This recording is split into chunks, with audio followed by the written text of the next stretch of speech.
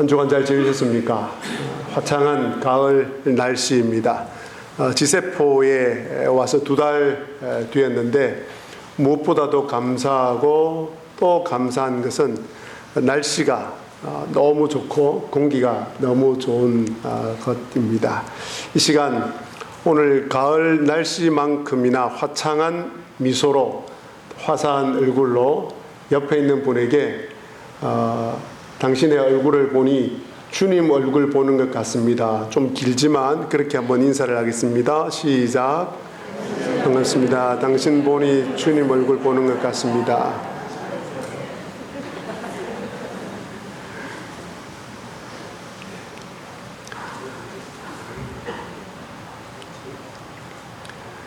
바울 사도는 지금 감옥에서 디모데에게 편지를 쓰고 있습니다. 오늘은 디모데에게 이렇게 이야기를 합니다. 자신이 복음을 위하여서 선포자와 사도와 교사로 세우심을 입었다고 말합니다. 11절에 내가 이 복음을 위하여 선포자와 사도와 교사로 세우심을 입었노라. 이렇게 설교를 하면 이 11절 말씀이 별로 무게가 나가질 않습니다. 이 11절에 담겨있는 의도가 잘 드러나지 않습니다. 이 11절이 얼마나 웅장한 말씀인가는 10절 말씀과 함께 읽어야 합니다. 그래서 제가 10절, 11절을 함께 이어서 읽어드리겠습니다. 이제는 우리 구주 그리스도 예수의 나타나심으로 말미암아 나타났으니 그는, 즉 예수님은 사망을 패하시고 복음으로서 생명과 썩지 아니할 것을 드러내신지라 내가 이 복음을 위하여 선포자와 사도와 교사로 세우심을 입었노라. 예수 그리스도의 나타나심으로 말미암아 그 예수님께서 주신 그 생명과 썩지 아니할 복음, 사망을 패한 이 복음으로 인하여서 내가 선포자와 사도와 교사로 세우심을 입었다고 말합니다. 그런데 이 정도 갖고도 오늘 바울 사도의 이 11절의 고백을 다 알 수는 없습니다. 더 깊은 뜻을 알려면 빌립보서 3장 4절과 6절에 나오는 바울 사도가 자신을 향하여서 편지를 쓰면서 부득불 나에 대해서 자랑하노라 라고 한 이 자랑을 머릿속에 떠올리면서 이 고백을 함께 들어야 합니다. 제가 읽어드리겠습니다.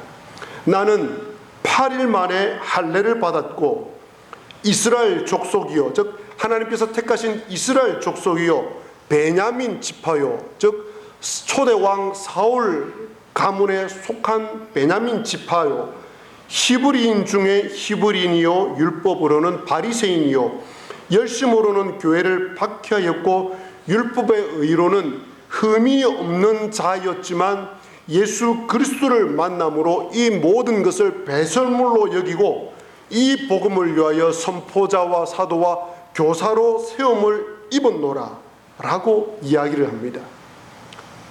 이 모든 말에 담겨있는 의미가 무엇입니까? 바울 사도는 이 복음을 위하여 사도와 선포자와 교사가 된 것을 자랑하고 있으며 자랑스럽게 여기고 있습니다. 그러면서 바울 사도는 복음을 위해 사도로 세움을 입은 이것 때문에 고난을 받았지만 부끄러워하지 않는다라고 편지를 쓰고 있습니다. 12절입니다. 이로 말미암아 내가 또 이 고난을 받되, 즉 사도와 선포자와 교사로 세운 것 때문에, 세움을 받은 이것 때문에 내가 이 고난을 받되 부끄러워하지 아니함은, 바울 사도는 복음으로 말미암아 자신이 고난을 받고 있지만 이 고난을 부끄러워하지 않는다라고 말을 합니다. 그러면 바울 사도가 고난을 부끄러워하지 않는 이유가 무엇이겠습니까? 그는 이렇게 이야기를 합니다. 첫 번째, 자신이 믿는 예수 그리스도가 누구인지를 분명하게 알기 때문이라고 말합니다. 12절 하반절에 내가 믿는 자를 내가 알고, 내가 믿는 자를 내가 안다고 말합니다. 바울 사도는 다메섹 도상에서 예수님을 믿는 사람들을 잡아 죽이려 가다가 다메섹 도상에서 예수님을 만납니다. 그 결과 예수 그리스도는 십자가에 달려 죽은 저주받은 사람이 아니라 하나님의 아들 예수님이심을, 사망을 패하시고 생명과 썩지 아니할 것을 드러내신 하나님의 아들이라는 사실을 알게 되고 깨닫게 됩니다. 이 예수 그리스도를 분명히 알고 있었기 때문에 자신은 복음 때문에 고난을 받지만 이 고난을 부끄러워하지 않는다라고 말을 합니다.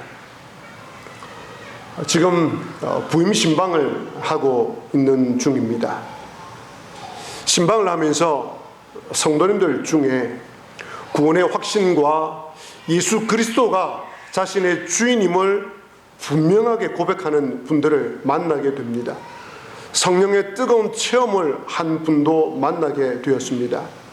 어떤 분은 자녀들이 교회를 가지 말라고 하는데 그 자녀들에게 이렇게 말을 합니다.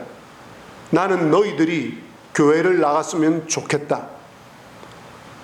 너희들이 내가 믿는 예수님을 믿었으면 좋겠다.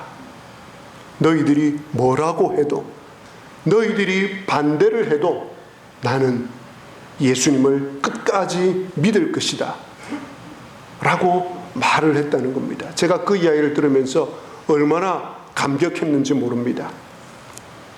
이처럼 예수 그리스도가 누구인지 분명히 알아야지 복음을 위해 고난받을 수 있고 복음을 위해 고난받는 것을 부끄러워하지 않을 수 있습니다. 사랑하는 지세포 교회 교우 여러분, 여러분은 여러분이 믿는 예수 그리스도를 잘 알고 있습니까? 그냥 교회에 다니고 있는 것은 아닙니까? 종교 생활하는 것을 마치 예수님을 믿는 것으로 착각하고 있는 것은 아닙니까? 예수 그리스도의 십자가의 피로 말미암아 내 모든 죄가 용서받았음을 믿으십니까? 예수 그리스도가 여러분의 삶의 주인이심을 믿으십니까? 그리고 그 고백대로 살아가려고 노력하고 있습니까? 예수 그리스도가 누구인지를 분명히 알 때에 복음을 위해서 고난받을 수 있고 그 고난을 부끄러워하지 않을 수 있습니다. 이런 성도들이 되시기를 주님의 이름으로 기원합니다. 두 번째로 바울 사도가 복음을 위해서 고난을 받지만 부끄러워하지 않는 이유는 자신이 의탁한 것을 주님께서 끝까지 지켜주실 것을 확신하였기 때문입니다. 12절입니다. 또한 내가 의탁한 것을 그날까지 그가 능히 지키실 줄을 확신함이라. 바울은 사도로 부르심을 받아서 생명의 위협을 정말 많이 경험했습니다. 감옥에 갇히기도 하고 돌에 맞기도 했습니다. 사역 또한 순탄하지 않았습니다. 어떤 지역에서는 거센 반대에 부딪혀서 두려움에 떨기도 했습니다. 어떤 지역에서는 쫓겨나기도 했습니다.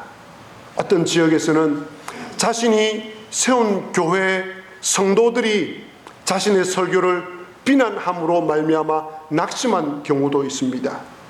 겉으로 볼 때는 바울의 생명과 사역은 늘 불안했습니다. 그런데 오늘 바울 사도는 결코 두려워하거나 불안해하지 않는다고 말을 합니다. 그 이유가 무엇입니까? 자신의 생명과 자신의 모든 사역을 하나님께 맡겨 놓았고 그 하나님께서 그 모든 것을 지켜주실 것임을 믿었기 때문이라고 말합니다. 그래서 바울 사도는 두려움 없이 복음을 담대하게 전할 수 있었고 감옥에 갇히는 것도 두려워하지 않았습니다. 디모데는 이 노사도가 감옥에서 쓴 이 대목을 읽으면서 이런 결심을 했을 것입니다. 나의 목회 사역과 나의 생명을 하나님께 의탁해야 하겠구나. 나의 목회가 반대에 부딪히고 생명의 위협이 다가오더라도 하나님께서 끝까지 이 모든 것을 지켜주실 것을 나도 확신해야 하겠구나. 사랑하는 여러분, 여러분은 바울 사도의 편지의 이 부분을 들으시면서 어떤 마음이 드십니까? 어떤 결심이 드십니까? 여러분 삶에 어떤 두려움과 어떤 불안이 있습니까? 건강, 자녀, 직장, 사람과의 관계, 신앙, 믿음, 이런 모든 영역에서 고통과 슬픔을 주는 일이 무엇이 있습니까? 그 문제들이, 그 일들이 도무지 해결될 것 같지 않아서 더 힘들지는 않습니까? 그래서 삶의 기쁨과 희망이 없이 근근히 하루하루를 버티면서 살아가고 있는 분들은 안 계십니까?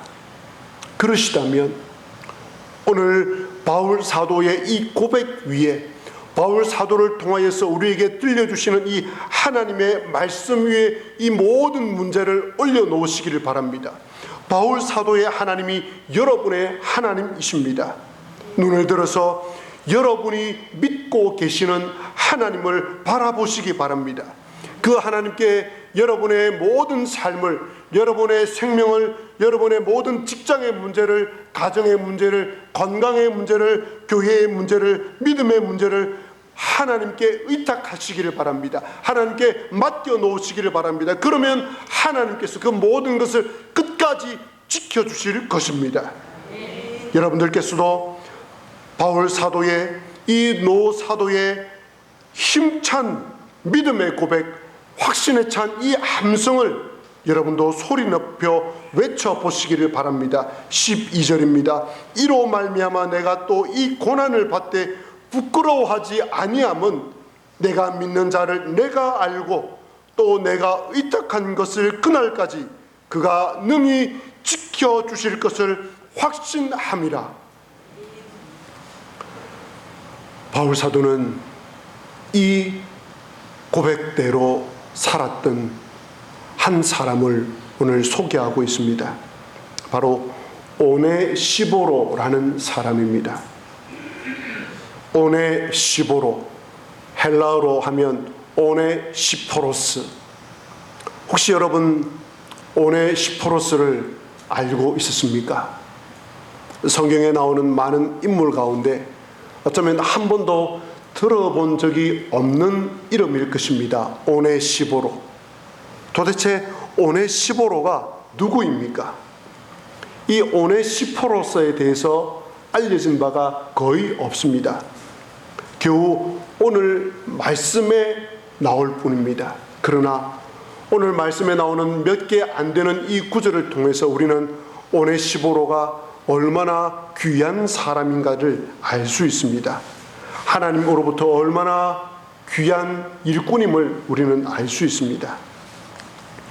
18절을 보면 이 오네시보로는 에베소 사람임을 알 수 있습니다. 그리고 그가 에베소 교회를 위해서 많이 봉사한 사람임을 또한 알 수 있습니다.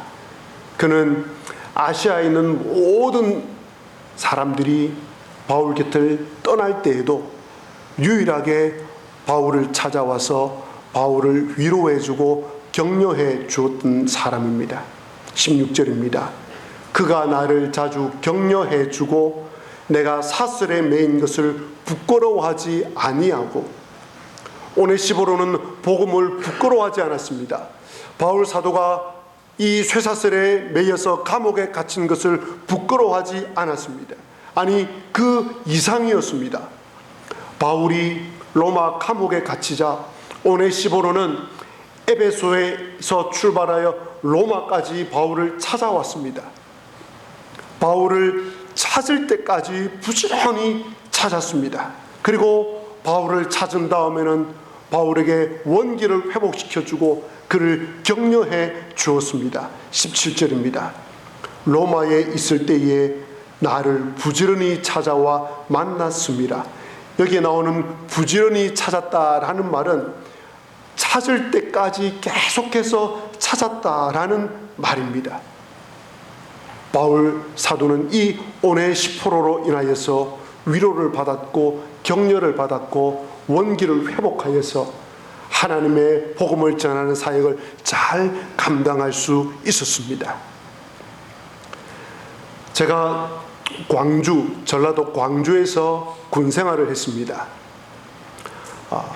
전라도 광주에 가면 상무대라는 아주 좋은 군대가 있습니다. 거기에서 부대 포병학교 행정병으로 정보병으로 근무를 했습니다. 제가 군 생활을 할 때에 하나님의 은혜로 상무대 신우회 회장을 맡았습니다.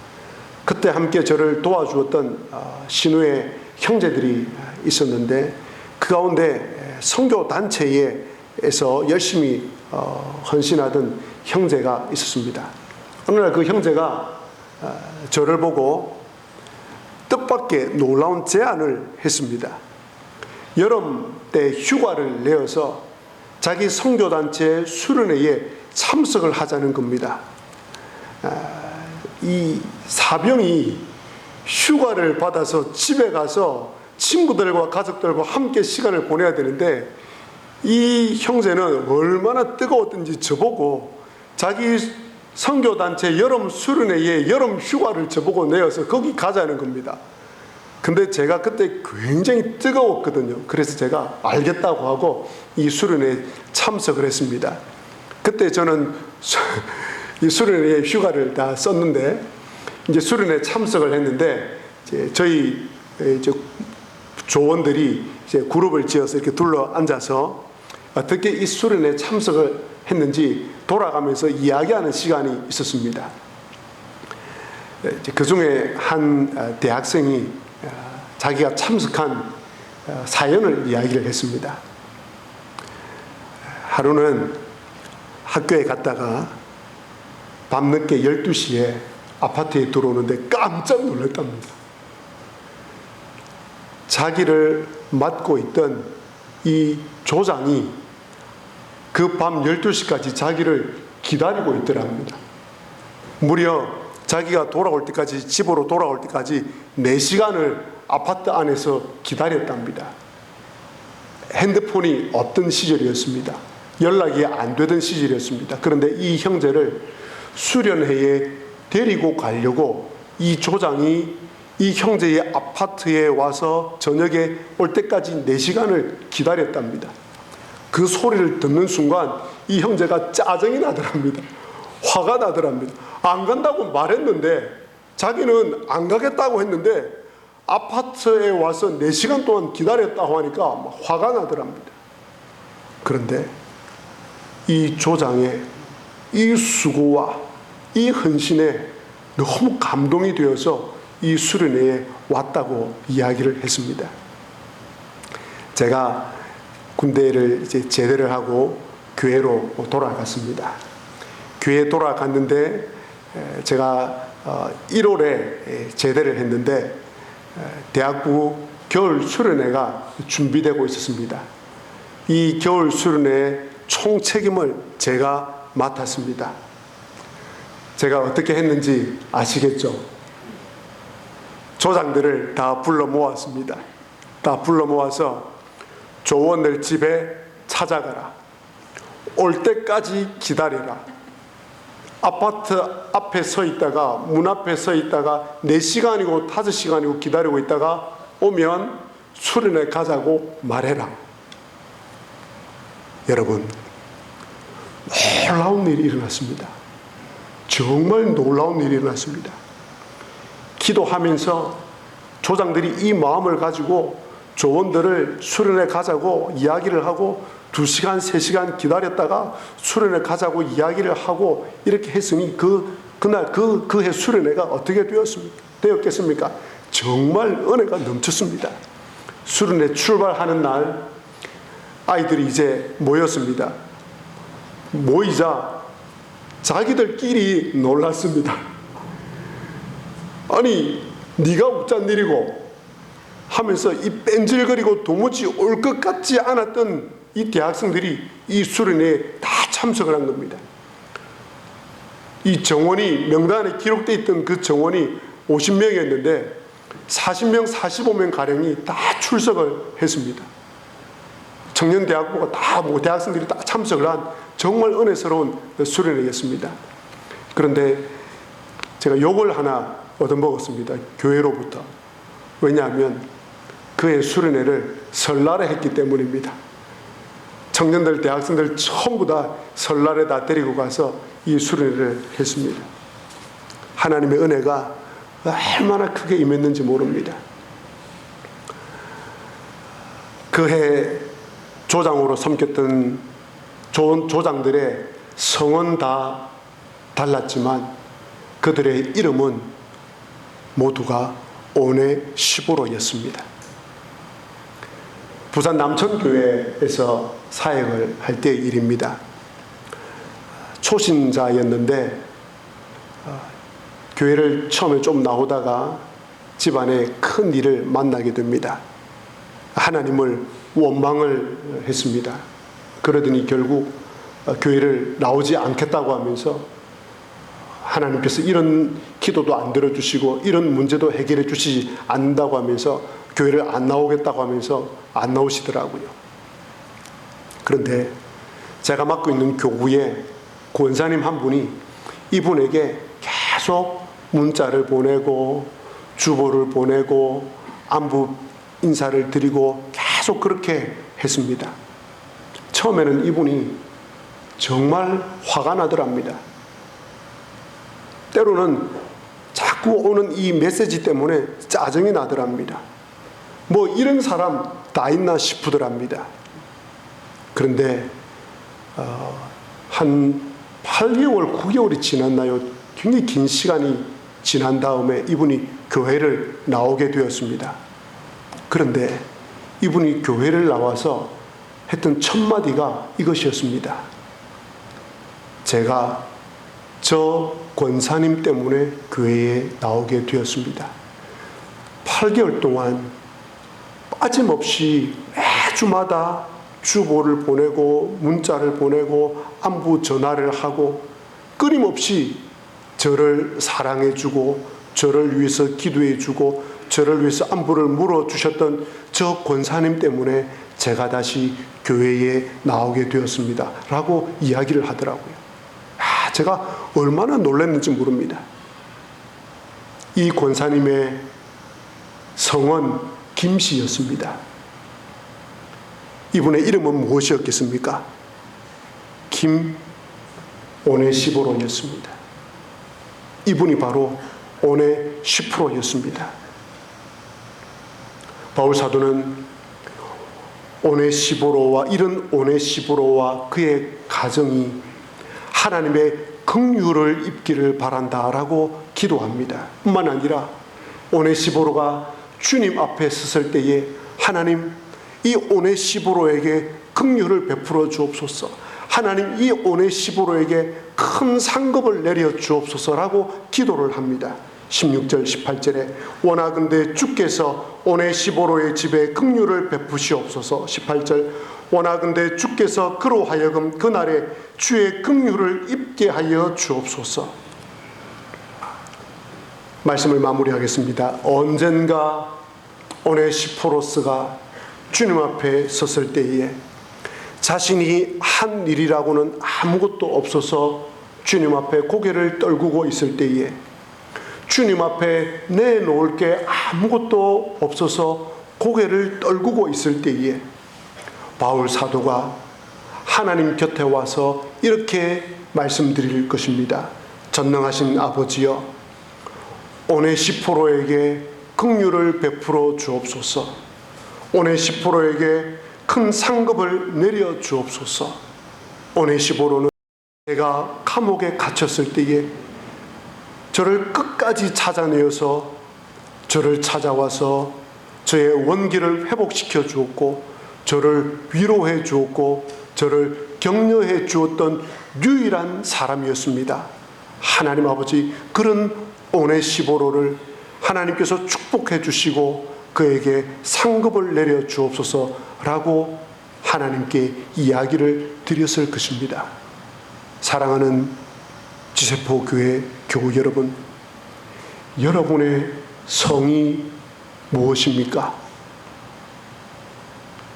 여러분의 성은 다 달라도 오늘 이후로 여러분의 이름은 오네시보로가 되기를 주님의 이름으로 간절히 기원합니다.